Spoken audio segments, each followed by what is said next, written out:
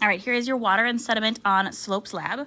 So I have 3 little pie tins here that each have about 225 milliliters worth of sand in them.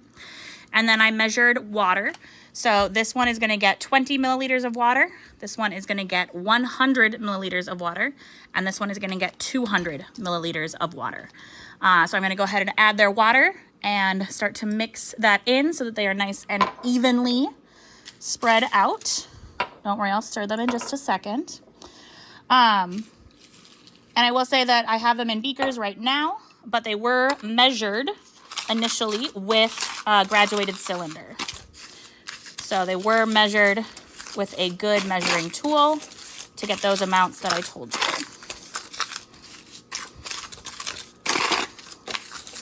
I'm just mixing them until they look like the sand and water are kind of evenly mixed together, so we don't have drier spots and wetter spots. Should be kind of evenly mixed.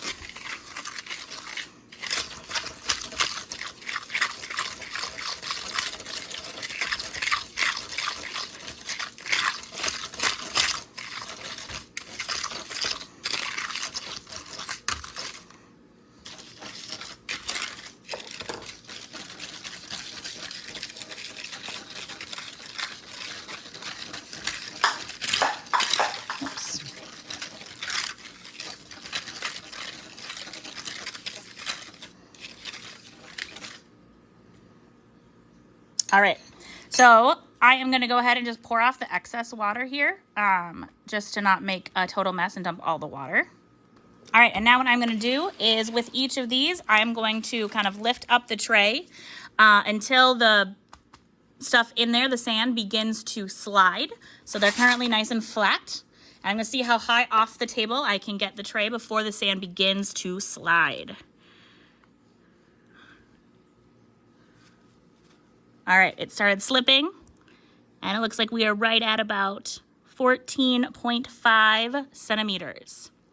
So for the one with 20 milliliters of water, we are right at about 14.5 centimeters. I'm gonna repeat the second with the one that has 50 milliliters of water in it. Again, raise it up until the actual sand begins to slip.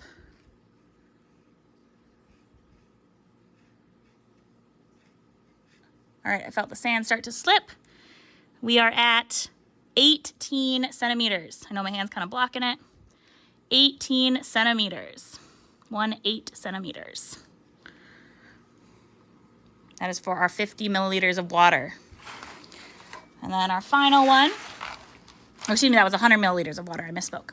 Our final one here that has 200 milliliters of water. Again, I'm gonna raise it until it slides. All right.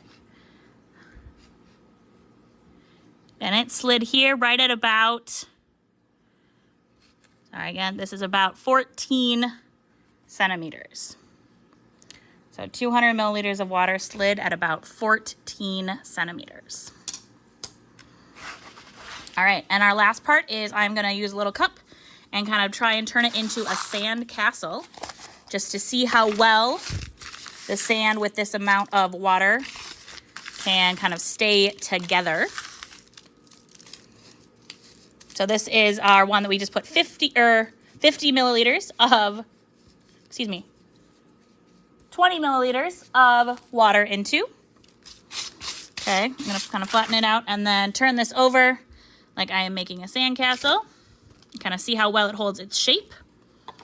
All right, so 50 milliliters of water, not too much. It held it quite nicely. All right, we got a little cracking around the top here.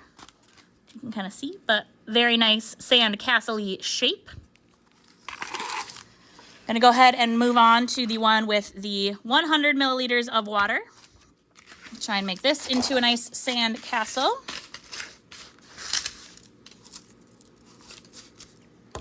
Try to scoop most of it in here.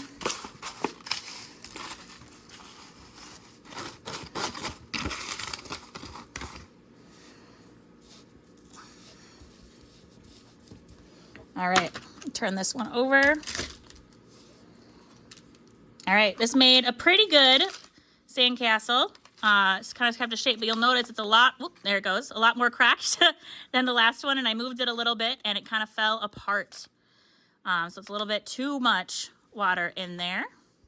So that's how this sandcastle went.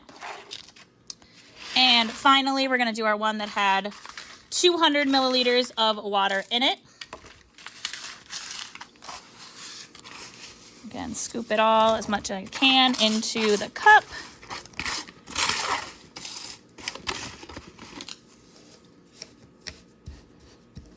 Kind of pack it as good as I can. Then we're going to flip it up. Oh, and there you go. So this one, again, fell apart pretty quickly. Yep, and I spun it, and it kind of all fell apart. So you can take your observations, you can record those distances I said in the earlier part of this video, and complete the rest of the analysis questions for your water and sediment on slopes lab.